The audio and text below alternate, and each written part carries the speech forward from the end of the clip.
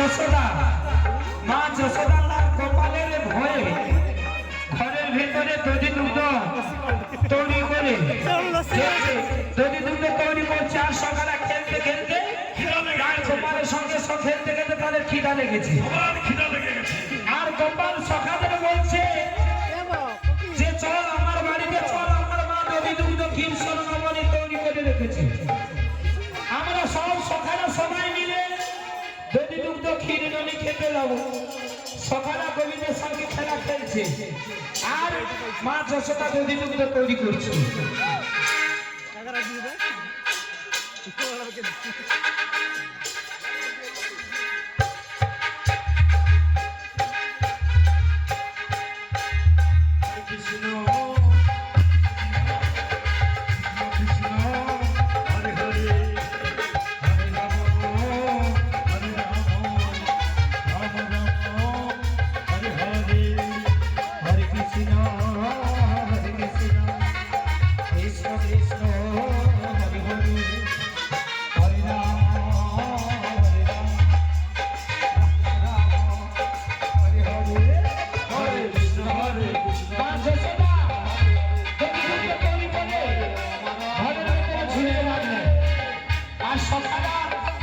গোপালকে সঙ্গে করে নিয়ে দেখতে গেলেন, ওই দেখতে গেলেন তার ঘরে মা দধির ভাঁড় ছিঁড়ে রেখেছে।